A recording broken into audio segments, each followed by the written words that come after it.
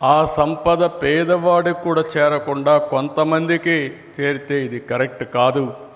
దీనికి అవసరమైతే ఎలాంటి పాలసీ తేవాలనో తీసుకొచ్చి ఈ రాష్ట్రంలో మొట్టమొదటిసారిగా P3 అనే ఒక కార్యక్రమం మీరు చూస్తే ప్రభుత్వం ప్రైవేట్ పార్ట్నర్షిప్.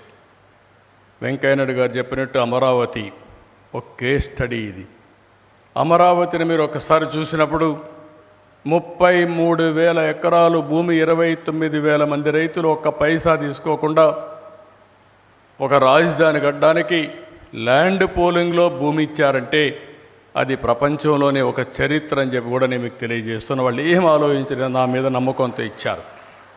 నేను కూడా ఒక మాట చెప్పాను, మీకు కావాల్సింది ప్రతి నెల ప్రతి సంవత్సరం మీకు యాన్యుటీ ఇస్తాం, ఇప్పుడు వచ్చే ఆదాయానికంటే ఎక్కువ ఇస్తాను.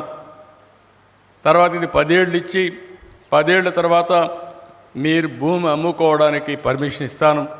అందులో కూడా మీకు ఇచ్చే భూమి కూడా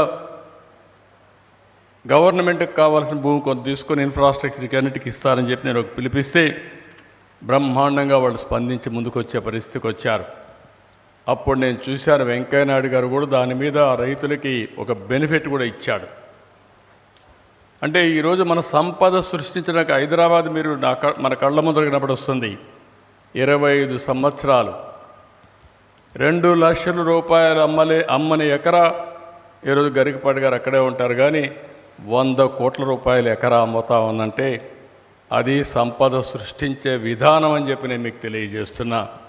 ఈరోజు నేను ఆలోచించేది సంపద సృష్టించడం ఎంత ముఖ్యమో, ఈ సంపద లాస్ట్ మైల్కి రీచ్ కావాల్సిన అవసరం ఉంది. దానికే ఈరోజు సాయంత్రం నేను మాట్లాడతాను. నా జీవిత ఆశయం, నా లైఫ్ యాంబిషన్ అనండి, నా మిషన్ అనండి, ఈ రాష్ట్రంలో పేదరిక నిర్మూలన చేసే వరకు రాత్రింబగళ్ళు పనిచేసి పేదవాళ్ళ రుణం తీర్చుకుంటానని మరొక్కసారి ఈ సందర్భంగా మీ అందరికీ విజ్ఞప్తి చేస్తున్నా. ఈరోజు వెంకయ్యనాయుడు గారు మాట్లాడుతూ విలువల గురించి మాట్లాడాడు, ఎడ్యుకేషన్ గురించి మాట్లాడాడు. ఒకప్పుడు మేమందరం చిన్నప్పుడు చదువుకున్నప్పుడు వారు చెప్పింది వాస్తవం.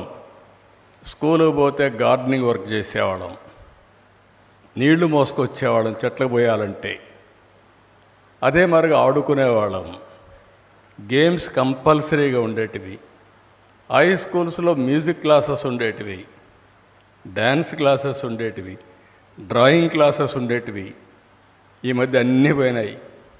అన్నీ పోయి క్రియేటివిటీ పోయింది, ఆలోచనే పోయింది. ఇప్పుడు కడాని ఇప్పుడు అందరూ కూడా సెల్ ఫోన్ తీసుకొని 3+3 ఎంత అంటే సెల్ ఫోన్ చూసే పరిస్థితి, క్యాలిక్యులేటర్ చూసే పరిస్థితికి వస్తున్నారు. అంటే దీనివల్ల రాబోయే రోజుల్లో ఏ విధంగా నష్టం జరుగుతుందో మనం గుర్తుపెట్టుకోవాల్సిన అవసరం ఉంది. అందుకే మొన్నే ఎడ్యుకేషన్ మినిస్టర్ ఒక నిర్ణయం తీసుకొని నేను అభినందించాను. Every Saturday no bag day. పిల్లలు బ్యాగులు మోసే పని లేదు, ఫ్రీగా స్కూల్కి వెళ్ళొచ్చు, ఆడుకోవచ్చు. వాళ్లకు నచ్చిన పని నెలకు 4 రోజులు చేస్తే క్రియేటివిటీ పెరుగుతుందని నేను కూడా అభినందించాను.